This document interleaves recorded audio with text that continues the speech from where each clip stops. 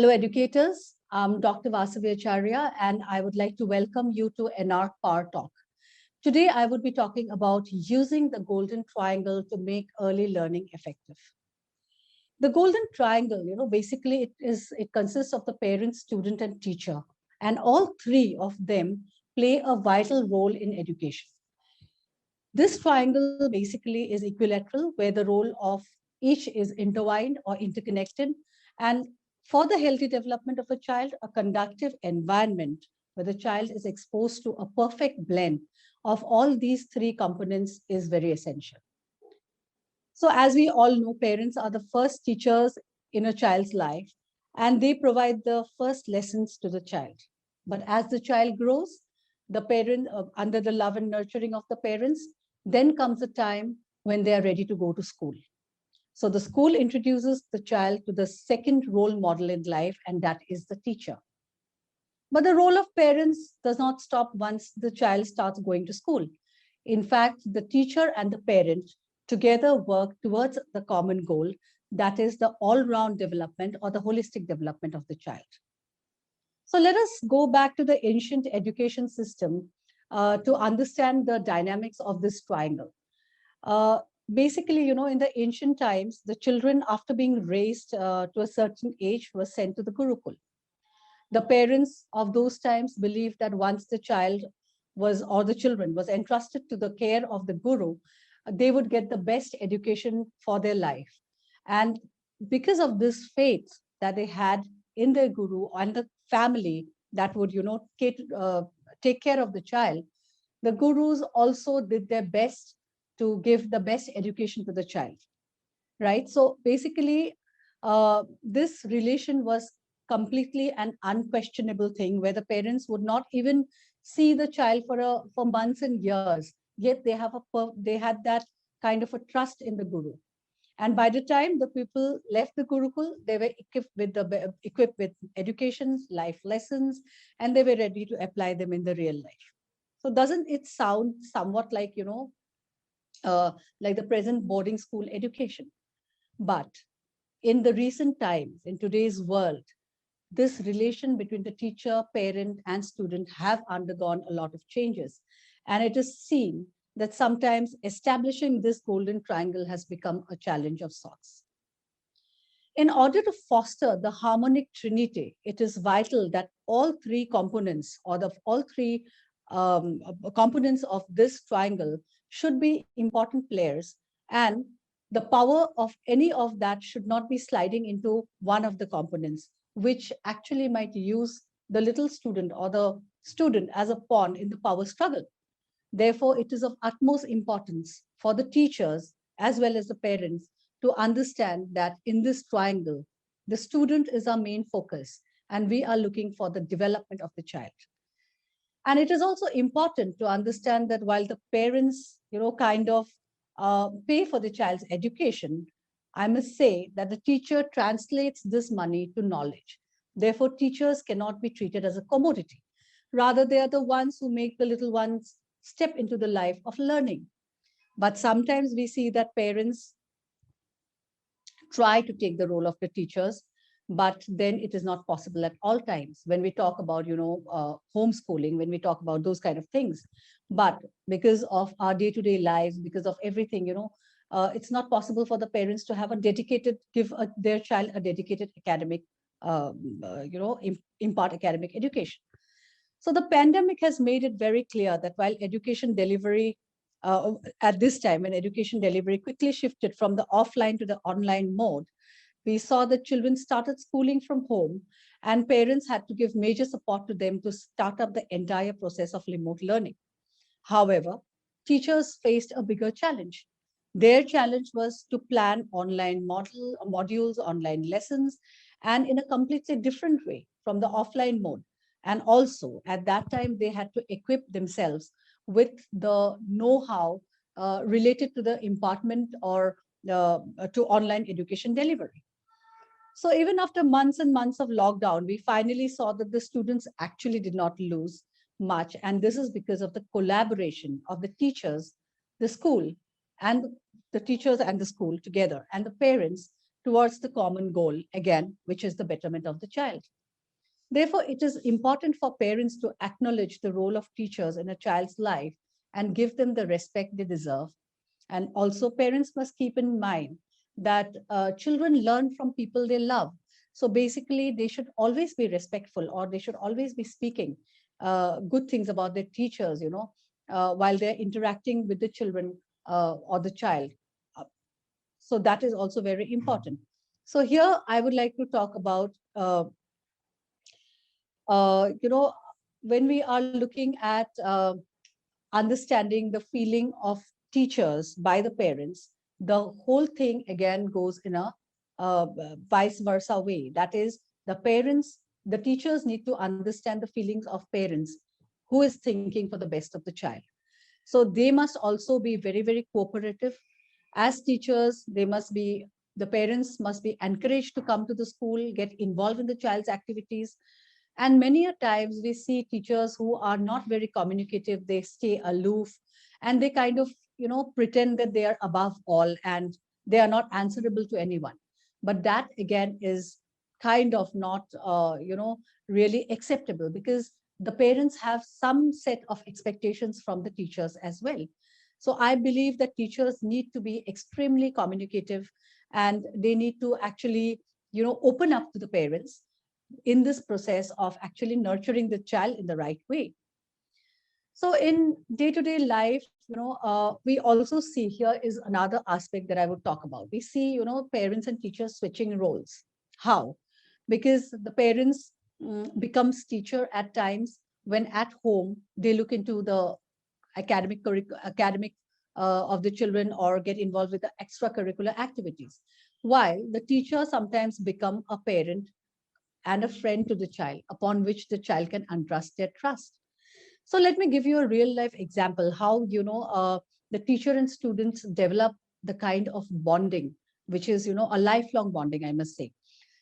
We had a student in kindergarten, and the child was a very enthusiastic child, coming every day to school, never missed school, and was very happy to learn, very happy to participate.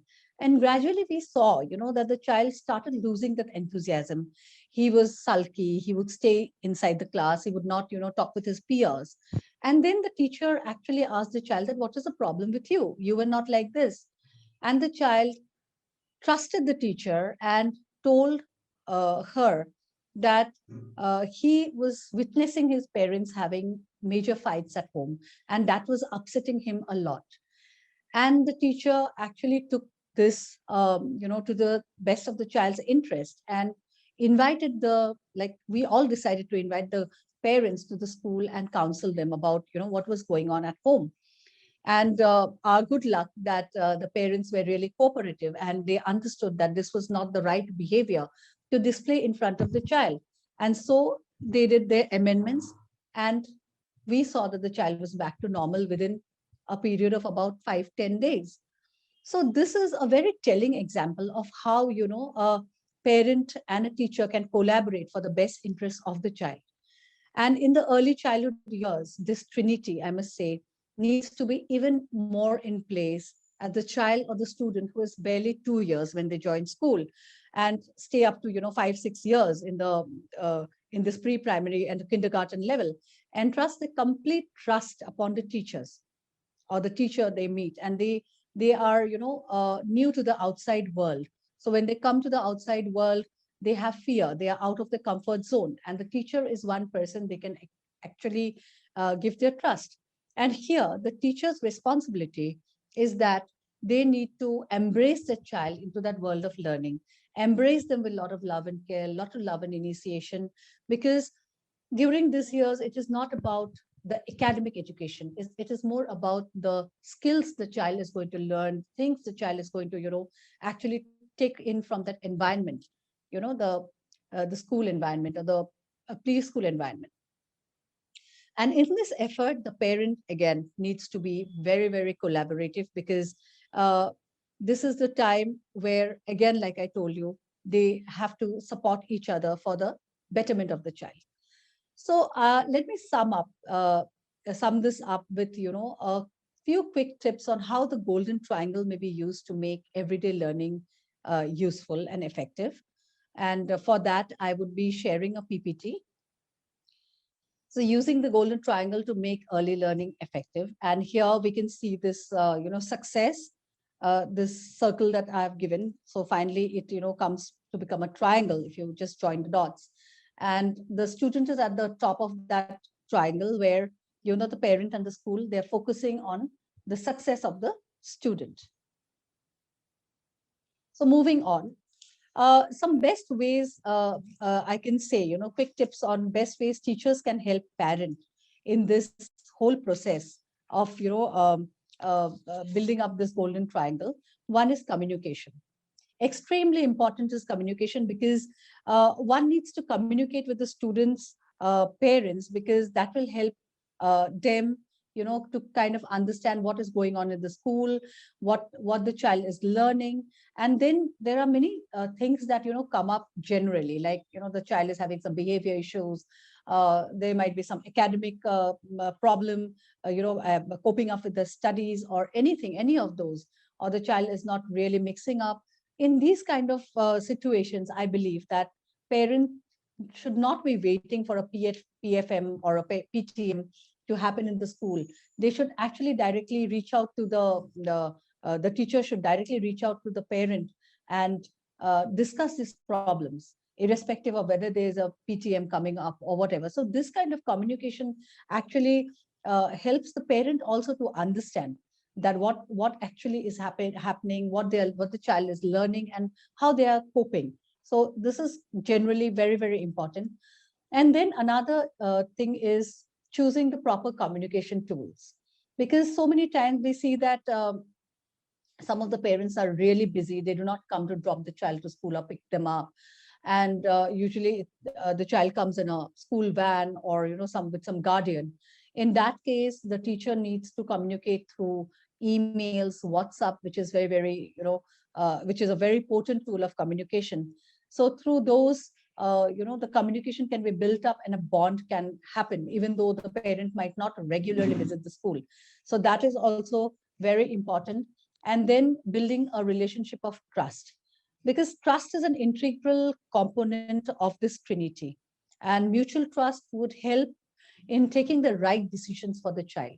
Because now, if I trust the teacher, and the teacher is advising me on something, that is good for my child, definitely I would be taking actions on that. So this trust is important. And even if a parent is sharing something with the teacher need to understand the parent's point of view or the perspective in order to help the child. So this kind of bonding or the sharing of trust is very important. And I feel that teachers should not be very hasty on making decisions about, or forming opinion about the parents. And similarly, vice versa. The parent should also not quickly form an opinion about the teachers. So here there is a lot of, give and take. And in this give and take, that relationship of trust is built up, where they kind of understand what is best for the child. Now, coming to some best ways teachers can help the children. The children are with the teachers or the educators in the day when they come to the school. So number one thing, as teachers, I think one needs to be extremely communicative, because in the early years, children, like I already said, learn from people they love. And if a teacher is warm, endearing, if the teacher, kind of when the sees the child and reciprocates the child's, happiness when they see the teacher, the child actually warms up. And when this happens, then there is a lot of learning that happens in the process. So it is not about, like I already said, it's a lot about soft skills and not so much about academic education. So the teachers need to have a lot of soft skills. They need to really be interactive, become the child, in the class, so that they can actually kind of understand what the teacher is saying. So here communication plays a very, very important role. And then I would suggest that every educator should, kind of encourage the child to work independently, take their own decisions, solve problems. So many a times in classes we see, teachers kind of telling the children to do things a certain way. But here I feel that every teacher should give the child that independence. There are a lot of instances when the creativity of a child is marred because, as elders, we tell them this is what you need to do and this is not the way you do it. But then children have their own way of understanding, seeing things, solving problems. So here the teacher should be acting as a guide and a facilitator and not so much as somebody who would just, tell the children what to do. So here, uh, in the learning process, this kind of bonding and understanding each other's need is again a vital thing, and it plays a vital role. And also, the teacher should help them develop self-esteem and socio-emotional skills, because in the pandemic we have witnessed a lot of things, and this is, I think, probably the first time, children in the early years have been, generally, I'm not saying in a in an environment, I'm not saying a specific environment, but generally the overall in the whole world, there was such a situation that even children felt that fear, that they had that, uh, they did not know what to do. So at this time it was so important that children had the skill resilience. Children should develop these skills where they are able to cope, where they have resilience, where they are able to handle emotions, where they can, they develop empathy, understanding each other. So here, again, the teachers can help children to develop a positive self-esteem by being more supportive in what they're doing. Even if they fail, the teacher need to actually support them and tell them that, you can do it. So here, this bonding again works like miracle. And coming to how parents can help children. Here, when parents, and when I'm talking about parents helping children, here I can also say that teacher has a role in actually guiding the parents in the right direction, because so many times we see that parents are parents, but they do not have the right skill set to actually raise a child. And that is so important. Like we say that if you are a doctor, you need to be trained.